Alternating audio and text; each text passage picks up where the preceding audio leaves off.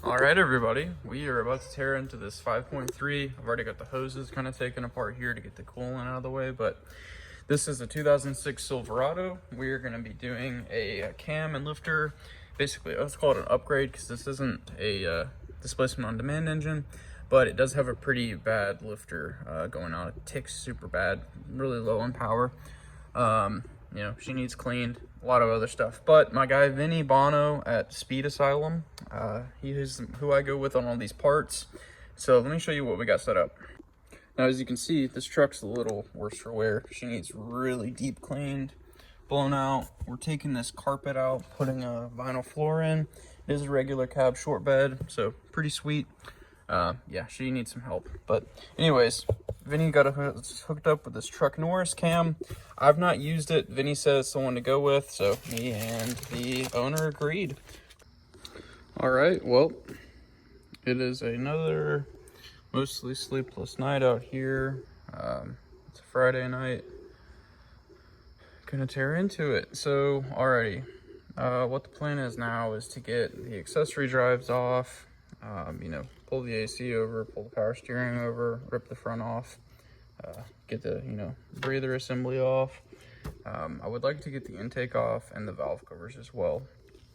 The plan for this weekend is I'm about to be out of town for a work trip, going out to Texas for a little bit. But anyways, get this off so that way whenever I come back, we can set up the heads, we can drop the oil pan.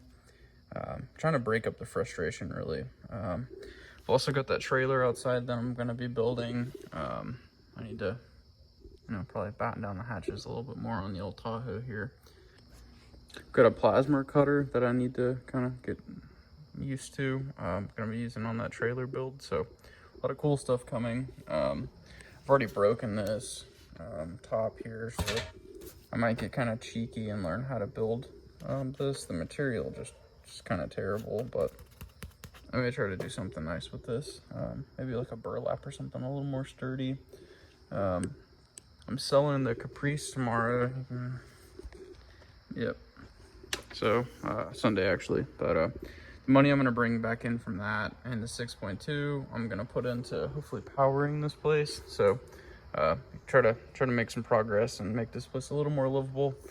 This is my setup currently, so a little less than ideal, but making it work. Yep, let's get into it. Enough talking.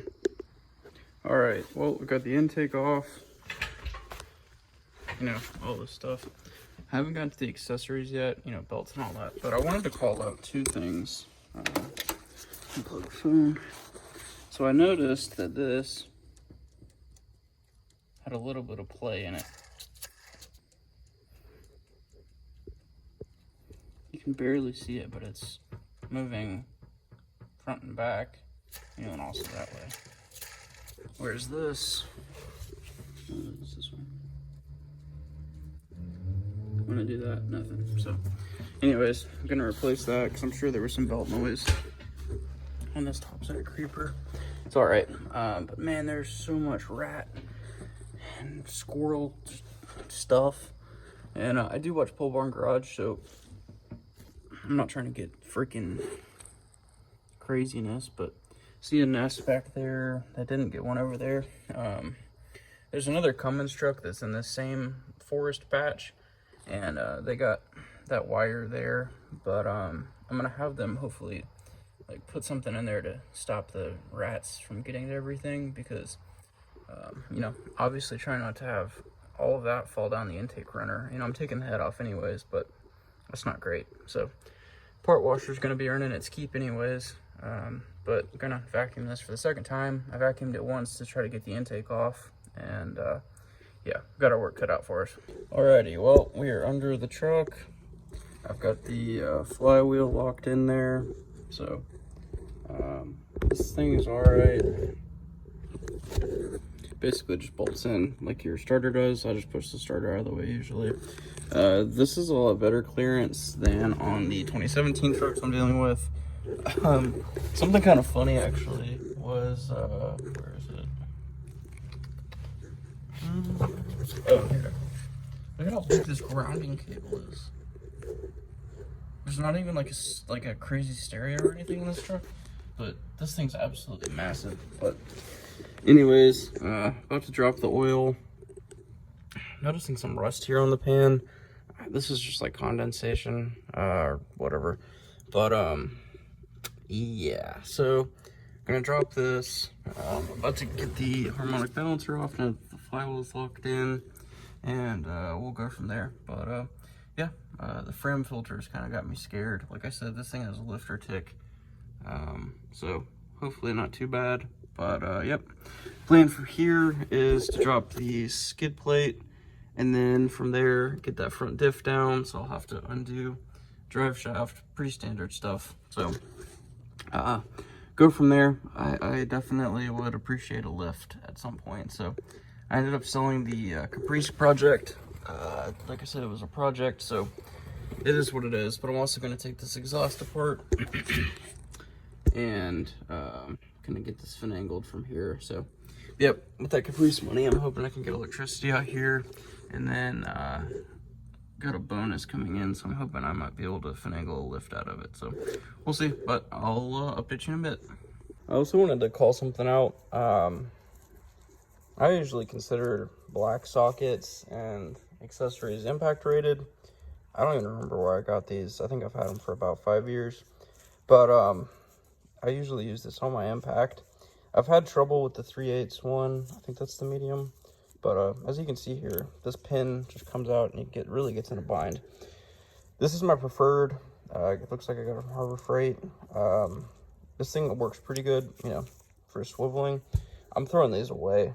This is just not great. I'm sure it's probably easier, but whatever. Maybe they should have painted it a different color. But yeah, not a fan of these.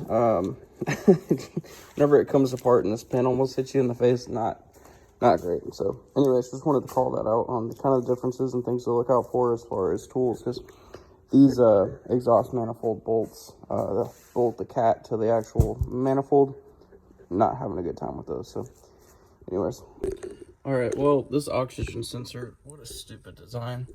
It's right under that bolt, so it's gonna be a real treat to get out anyways. But that does take a 22mm wrench, and you should push up towards the truck, not pull down. Figured that out pretty quick. But anyways, all right, gonna get this last bolt off. I ended up having to cut this socket down to fit through here to get to that bolt nut. So you can do it. A short socket's not enough, but if you cut down along, this is one of those Quinn sockets that did it. So it's a 15. These are all 15s, but man, I'm glad they changed this design, because this is so annoying. All right, pulled the manifolds out. This one was a real treat. The easiest way to do it without removing the steering is to bring out that that wide bolt flange out through where it gets skinny right here. And then, obviously make sure not to nick your wires or anything. So, yep, got that said. I got the harmonic balancer bolt out. I ended up having to use the big cheater bar because this thing wouldn't knock it loose. But as soon as I, busted the initial torque, I was able to ratchet it off. So, anyways, now I'm, as you can see, doing this by hand. Don't use the gun. Just do this by hand. That way you can keep an eye on it. You really just don't want problems when doing this. So anyways, yep, gonna get this dialed in here, and then get this front cover off.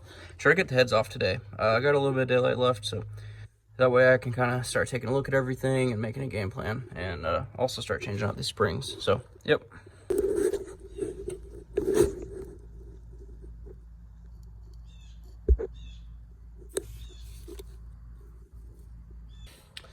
Anyways, gonna get this head and that head ripped off. I got the front cover off last night.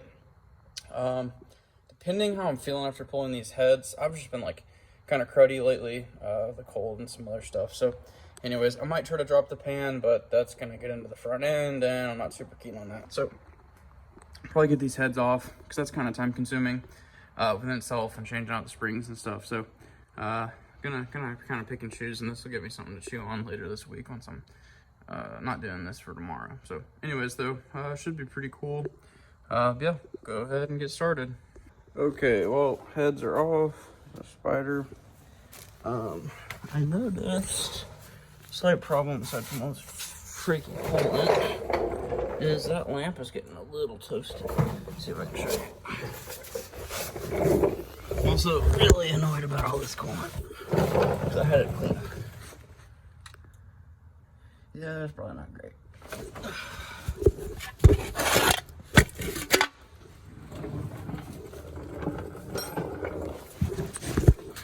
Got the one power strip running the whole job here. So.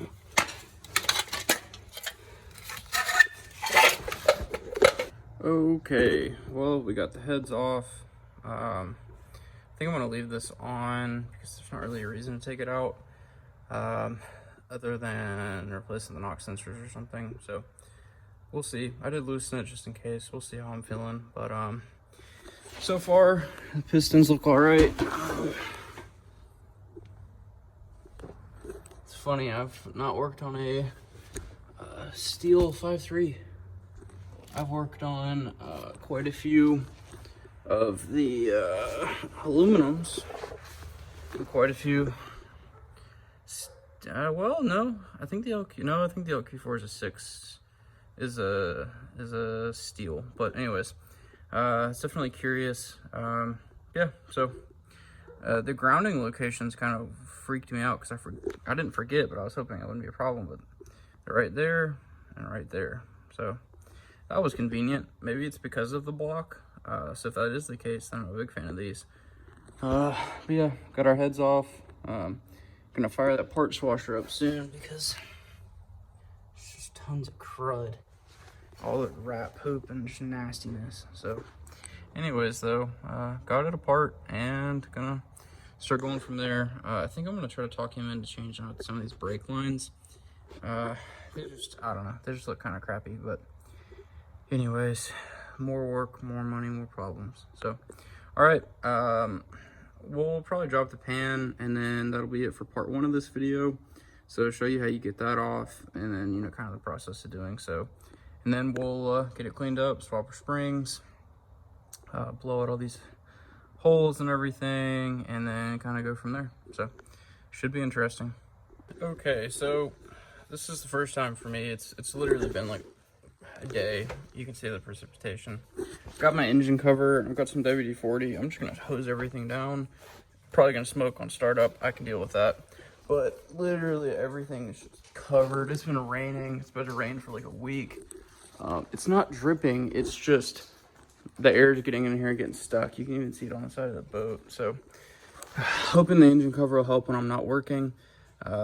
Thankfully, you know, this is the next day, so not that big a deal. But that's definitely not something I'm excited about. So I did find the messed up lifter. I'll show you in a minute when I get this cam out, but it's she's crunchy.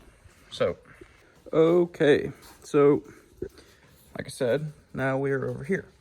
So we've got our camshaft, and actually let me bring this light over, and I don't think I can. So what we got is these lifters all look good, as you can see. You know, normal for, you know, use. Over here looks pretty normal. And then we got Mr. Crunchy right here, and the associated cam lobe. So you can see there's definitely some wear there. It's definitely not what you want to see, and at least backs up what we thought was the problem with this lifter. So thankfully, you know, everything looks all right. I am gonna, you know, naturally clean all of this, but yeah, definitely making some moves on this thing. In the next video, I am going to change the springs out. I'm also going to go in here and drop our oil pan, kind of go through there, swap the oil pump out, all that kind of fun stuff. So got a lot more coming. So if you're into this kind of thing or working on your own project, feel free to leave any questions down in the comments. But otherwise, yeah, we are moving on through this. So it'd be good to kind of get this wrapped up, I hope, before Christmas. So that would be nice anyways. So Cool beans. Well, I'm gonna keep at it, and I'll keep you all updated. And don't get scared by this cam tool. That was for the Caprice that I sold. Might actually, we'll get that out of there. So cool. And I did end up putting that engine cover on this. Definitely don't want the stall to ruin. So not great. And then one thing I did forget to mention is whenever you're removing that cam plate, which this gasket was completely worthless, by the way, smack it with a hammer on each bolt, and I'm not exaggerating. I've broken off a few of those just because they get just locked in. I've even seen thread locker on some of them in the newer models, and oh man, I've had to cut them off, and I don't advise that. It ended up almost ruining a 6.2 block. So tread very lightly with those guys. So cool. All right, thanks y'all.